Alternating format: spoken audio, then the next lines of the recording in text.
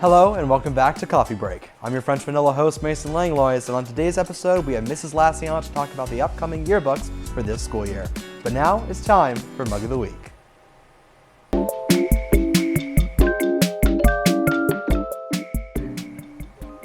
For this week, we have a black reusable style mug. I chose this one because there's a little funny inscription on it that says, I'm trying to be awesome today, but I'm exhausted from being so frickin' awesome yesterday. That's all for this week. Let's head to the interview. Cats are cute, but as anyone who has owned a cat before can say, they are also rude and killers. When Egyptians domesticated the cat, they showed them to the Romans, and then the Romans showed them to all of Europe. So when Europe was colonizing North America, they took their cats with them, which was a bad idea. So cats took their new home in North America, and then they killed some birds, and then they did that about 6.3 to 22.3 billion times a year. The American Bird Conservancy estimates that 60 species of birds, mammals, and reptiles have gone extinct with the help of cats. Birds pollinate plants, and plants make food for us humans. So if birds were eventually extinct, that is a major loss of a food source we use in our daily lives. This is a cautionary tale about invasive species and why they are terrible for the environment. A study showed that 91 species went extinct, with invasive species being a factor. To solve this problem, we need to spread awareness on invasive species and to keep track of how your pets may be affecting our environment. Moral of the story, don't put animals, especially predators, where they don't belong.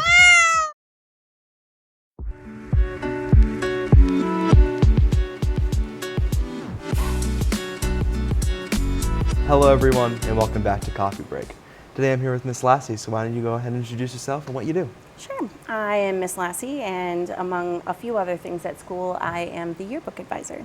Great. Thank you so much for coming on today. Of course. So one of the first things I wanted to ask you is how long have you been doing the yearbook for? This is my second year. Oh, fun. It Okay. was previously Mrs. Grieve, and she hated, I think, the whole process. Wasn't for her. And That's before right. that, it was Miss Pavlik for a very long time. Oh, yeah, we love Miss Pavlik. Yeah.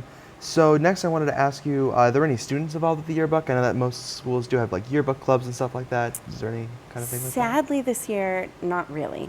Last year, I had Hannah Rosa was my editor-in-chief. She was a huge, huge asset to the yearbook.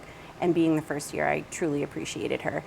And because she's a sweetheart, she actually helped me out, even though she's in college now. Oh, nice. She helped a lot this year. But I had a meeting early on, and nobody seemed to jump at the opportunity, so it's kind of been a one-man show.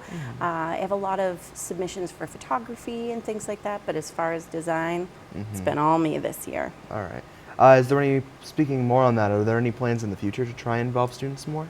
I'm going to, again, present it next year at the beginning of the year. Hey, this is what we do. This is what the time commitment is. You can commit as much or as little as you would like. So I'm hoping that I'll have more students involved, but I also understand that you guys are under extreme stress with all of your academics and sports and clubs, and then it's like, hey, donate a kidney or you're not getting into college. So I understand. All right. So what are some of the stuff they like to highlight in the yearbook? So this year, actually, I am trying to show Dartmouth High's true character a little bit more. I stepped away from the traditional yearbook cover, and I actually gave the juniors last year, current seniors, a puzzle piece. And I had them design their own puzzle piece for the cover because I think Dartmouth High is a rarity among a lot of high schools. We aren't just sports, we aren't just academics, we are so much more.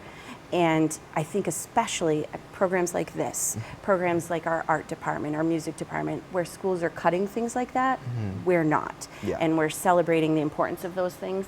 So I sort of wanted to show our personality more than a traditional, necessarily green and white type of yearbook, which is beautiful. Yeah. But we've got a lot more pizzazz than that. So I wanted to kind of show that off a bit. Yeah, I know that's a beautiful cover, like Thanks. stunning work. That's a really cool idea. How could it be unattractive if Caden DeManch's head is on the cover? Naturally. You know? What has been your biggest challenge while trying to make the yearbook? Getting in the photos. It's easy to get your class pictures in, but the actual life of the school and all of those photos, Mare is a huge help. They submit a million things for us. But I've had to sort of branch out into students and then me even going down and taking photographs of some things, especially like the art department. The art show isn't until the spring. Yeah. I need to get everything published by actually March 18th is the hardcover copy. Yeah.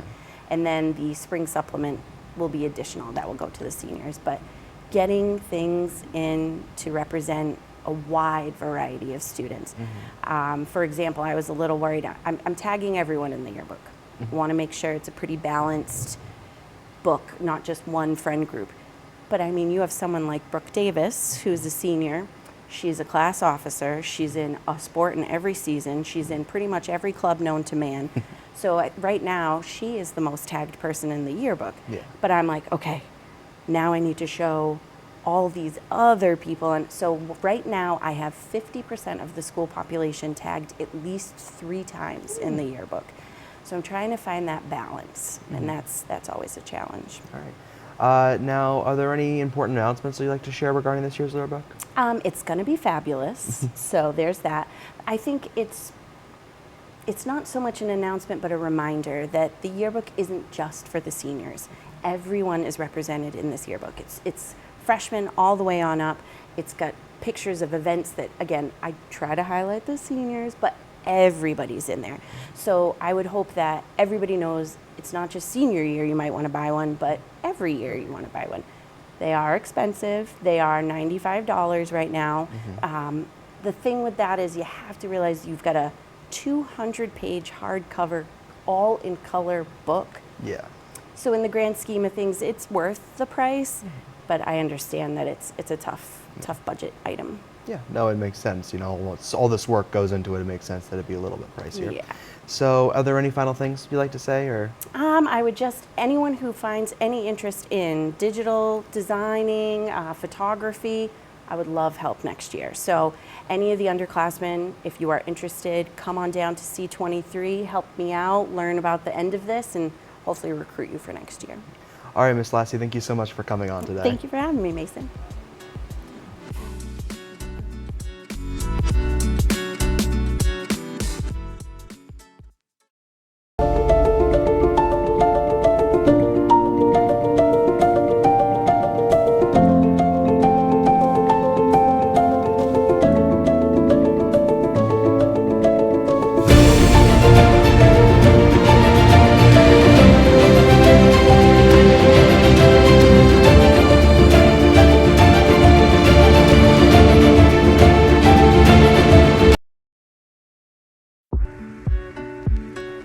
I would like to thank you all for watching this week's episode. I would also like to thank Mrs. Lassey for speaking with us today.